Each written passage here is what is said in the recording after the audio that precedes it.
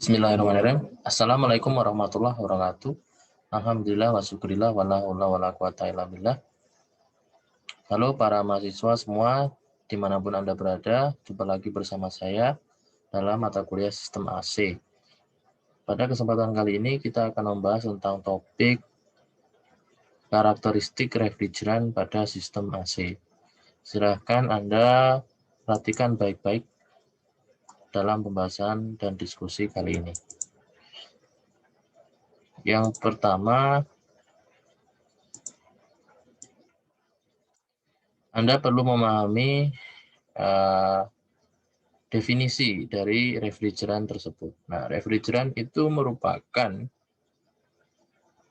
suatu medium dalam sistem AC. Nama lain dari refrigeran adalah freon. Refrigeran ini merupakan medium yang memainkan peranan penting pada siklus refrigerasi atau refrigeration. Dalam hal ini adalah sistem AC. Ada beberapa jenis refrigeran tergantung pada penggunaan. Tetapi karakteristik yang paling penting adalah refrigeran harus mampu mengubah dirinya dalam fase cair ke bentuk fase gas dan kembali dengan mudah ke temperatur rendah dan normal. Jadi karena pada prinsip sistem AC pada kendaraan yang umum Anda jumpai adalah memanfaatkan panas laten penguapan dan juga panas laten pengumuman. Penguapan terjadi pada komponen evaporator, yaitu nama lainnya adalah proses evaporasi, dan pengembunan terjadi pada kondensor, yaitu pada proses kondensasi. Nah, lalu bagaimana sifat-sifat refrigeran yang diperlukan? Atau karakteristik refrigeran itu seperti apa? Agar dapat memainkan peranan penting dalam siklus sistem AC. Nah, biasanya untuk memenuhi peranannya tersebut, sistem AC ini yang pertama adalah refrigeran harus tidak berwarna, tidak berbau, dan tidak berasa. Alasannya untuk menghindari ketidaknyamanan penumpang. Kemudian yang kedua, refrigeran harus tidak dapat terbakar, tidak dapat meledak, dan tidak berbahaya bagi manusia maupun binatang. Alasannya untuk menghindari kebakaran, kerusakan peralatan, dan meracuni manusia maupun binatang. Yang ketiga, penguapan harus dapat terjadi pada temperatur rendah, pada tekanan yang lebih besar dari tekanan atmosfer, dan pencairan harus dapat terjadi pada tekanan rendah dengan temperatur udara luar yang tinggi seperti pada musim panas. Alasannya adalah untuk mencegah udara masuk ke dalam sistem pendinginan, untuk memungkinkan agar campuran sistem refrigerator dapat dibuat dengan kekuatan yang minim. Selanjutnya, sifat refrigeran yang diperlukan adalah panas laten untuk penguapannya harus tinggi dan volume spesifikasinya harus rendah. Jadi pada volume yang kecil dia mampu menyerap panas dengan porsi yang banyak atau porsi yang besar. Sehingga dari volume yang kecil itu, jika volume itu akan menjadi besar, maka panas laten tersebut akan lebih besar ya dalam penyerapannya. Aksi refrigeran yang besar diperlukan dari sejumlah kecil refrigeran. Jadi kompresor dapat dibuat dalam ukuran yang kecil. Kemudian temperatur kritis harus tinggi dan titik bekunya harus rendah. Dengan temperatur kritis yang rendah, penguapan tidak terjadi pada temperatur yang rendah, sehingga panas tidak dapat dilepaskan. Jika titik bekunya tinggi, refrigeran akan memadat dan temperatur yang normal, sehingga penguapan tidak dapat terjadi. Jadi kalau misalkan titik bekunya itu tidak rendah, dia akan mudah membeku. Kalau titik kritisnya rendah juga tidak akan terjadi penguapan pada temperatur yang rendah. Kemudian secara kimiawi, refrigeran harus stabil. Refrigeran harus tidak bersifat korosif terhadap logam. Karena reaksi kimia di dalam sistem refrigerator dapat menimbulkan karat dan menimbulkan kebocoran pada komponen-komponennya. Kemudian selanjutnya harus mampu digunakan pada perbedaan temperatur udara luar yang besar untuk mencegah kerusakan komponen dan ketidakstabilan pada tekanan dalam sistem refrigeration sewaktu tekanan menjadi sangat tinggi di musim panas dan sangat rendah di musim dingin. Kemudian yang ke-8, kebocoran harus mudah diketahui. Jadi jika terjadi kebocoran, maka kebocoran itu langsung dapat ditemukan letaknya, titiknya, kemudian akan dapat diperbaiki dengan segera. Kemudian yang terakhir adalah indeks perusakan ozonnya adalah 0. Ya, hal ini untuk mencegah terjadinya perusakan terhadap lapisan ozon jika refrigeran ini terlepas ke udara bebas atau atmosfer. Nah, pada umumnya refrigeran yang digunakan pada kendaraan yang menggunakan sistem AC adalah refrigeran tipe HFC 134A atau R134A. Mari kita membahas mengenai contoh refrigeran yang sering dipakai dalam sistem AC kendaraan. Dulunya, sebelum ada HFC 134A atau R134A, yang paling lazim ditemukan di lapangan itu istilahnya adalah R134A ya. Nah, sebelum ada itu, dulunya itu yang sangat familiar dikenal orang adalah refrigeran atau freon CFC ya. CFC 12 atau R12. CFC mungkin ketika Anda sekolah dulu di bangku SMP atau mungkin SD sekolah dasar di pelajaran IPA mungkin pernah disebutkan bahwa CFC karbon fluoro klor itu merusak lapisan ozon, sehingga jika lapisan ozon rusak akan terjadi pemanasan global atau disebut dengan istilah global warming. Selain global warming menyebabkan timbulnya kerusakan-kerusakan yang lain yang terjadi pada bumi kita ini ya. Maka penggunaannya sekarang dihentikan. Nah, penggantian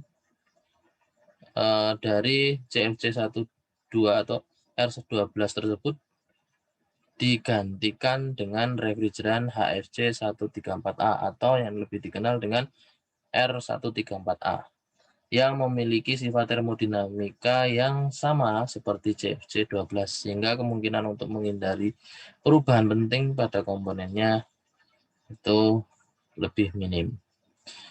Untuk formulanya HFC 134A adalah CH2FCF3 dengan nama kimia 1,1,1,2 tetrafluoroetana. Karakteristiknya dari R134A tidak berwarna, tidak berbau, dan tidak ada rasanya. Cocok sesuai dengan tabel syarat di atas tadi. Tidak beracun dan tidak menyebabkan iritasi. Tidak dapat terbakar sehingga tidak ada bahaya kebakaran atau ledakan. Ini juga sangat cocok dengan syarat sifat yang diperlukan oleh refrigeran. Kemudian mudah diuapkan dan dicairkan agar dalam proses memanfaatkan kalor laten pengembunan dan penguapan itu dapat terjadi dengan mudah. Ini juga sesuai. Secara kimia stabil dan tidak mudah terurai oleh panas. Tidak bersenyawa dengan peralatan penunjang, kemudian potensi penipisan terhadap ozon adalah 0. Untuk karakteristik R134A dibandingkan dengan R12. pada rumus kimia atau molekular formulanya terdapat perbedaan. Di sini tidak ada unsur klornya. Yang berbahaya kan unsur klornya itu sebenarnya merusak ozon.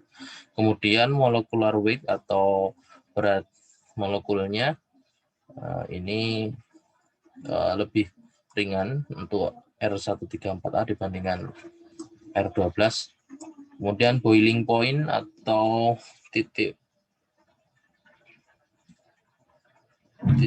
penguapannya itu hanya beda tipis, sama-sama terjadi pada temperatur yang rendah, yaitu minus 26 untuk HFC, minus 29 untuk CFC.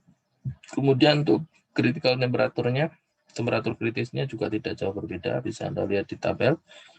Critical pressure atau temperatur kritis, tekanan kritisnya juga tidak jauh berbeda. Critical density-nya, massa jenis kritisnya juga tidak jauh berbeda. Memang dari karakteristik sifat-sifat ini kecenderungannya lebih besar CFC 12. Begitu juga pada saturated liquid density atau massa jenis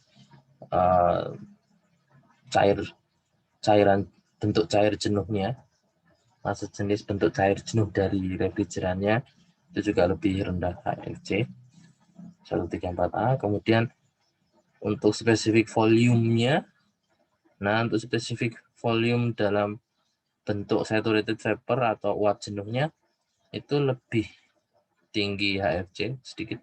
Nah, namun pada sifat fisisnya untuk menunjukkan kemampuan dari refrigeran tersebut dalam nanti memegang peranan khusus dalam siklus refrigerasi itu adalah pada specific heat, ya, baik yang saturated liquid pada tekanan rendah dan saturated vapor pada tekanan rendah. Saturated liquid adalah cair jenuh, sedangkan saturated vapor adalah uap jenuh. Jadi kalau cair jenuh ini itu pada saat proses penguapan, kalau uap jenuh ini pada proses pengembunan.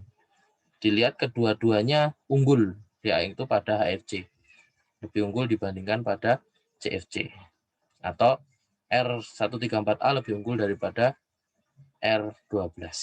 Nah, ini makanya kemampuan dari refrigeran R134 itu lebih bagus dalam proses penyerapan dan pelepasan kalor.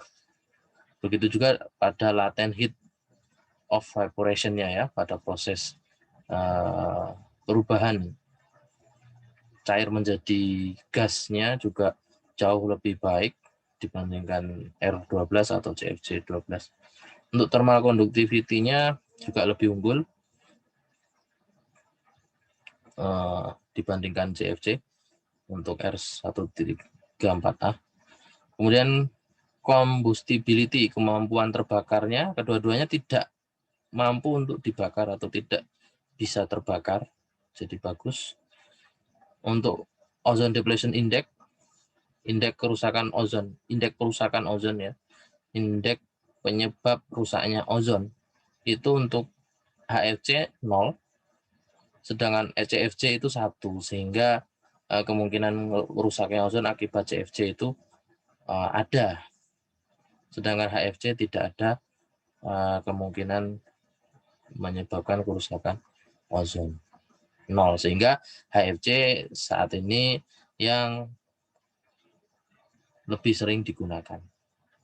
Tentunya dilihat dari cost mungkin akan lebih tinggi dibandingkan yang CFC 12 atau R12. Namun karena sekarang banyak yang memakai, harga itu mungkin juga relatif murah. Anda bisa cek sendiri nanti. Nah, untuk hubungan temperatur dan tekanan pada HFC 134 dibanding dengan CFC 12, CFC 12 atau R12 dibanding R134A, ya. Kalau kita lihat pada proses condensation temperature range, pada rentang proses kondensasi atau pengembunan yang terjadi ini pada komponen kondensor itu lebih unggul ya HFC. Presurnya maksud saya lebih tinggi dibandingkan CFC ya. Sedangkan pada proses evaporation temperature presurnya lebih rendah ya untuk HFC dibandingkan CFC. Jadi pada pressure yang lebih rendah dia mendapatkan temperatur yang lebih rendah, temperatur yang diinginkan. Jadi dia lebih mudah untuk mengalami proses evaporasi. Sedangkan pada proses kondensasi dia harus memerlukan kompresor yang lebih besar tekanannya ya, dibandingkan yang CFC.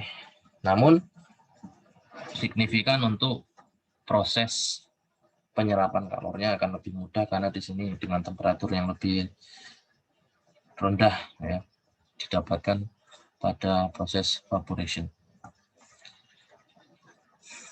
Pada bagian tabel ini merupakan hubungan antara temperatur refrigeran dengan tekanan refrigeran ya. Kalau kita lihat di sini semakin rendah tekanannya maka akan semakin rendah pula temperatur yang didapatkan. Jadi pada katup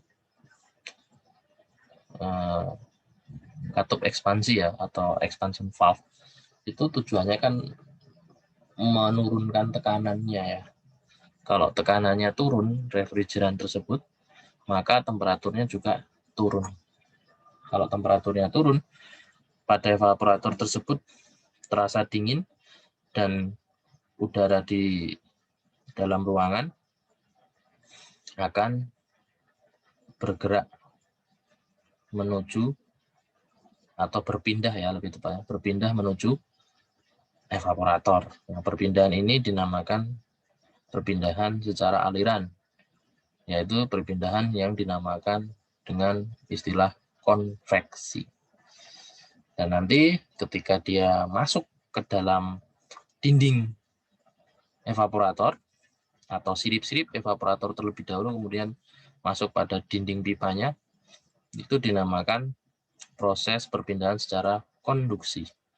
Dan ketika masuk ke dalam refrigeran itu sendiri, dan jika refrigeran itu mengalir, maka tersebut terjadi perpindahan secara konveksi.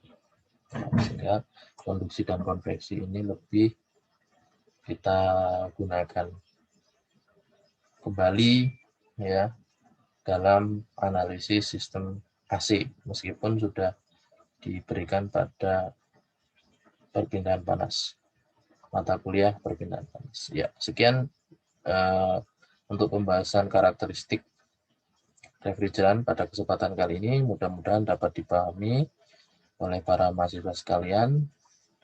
Terima kasih atas perhatiannya. Nasrul minallahi wa fatkum qorib. Assalamualaikum warahmatullahi wabarakatuh.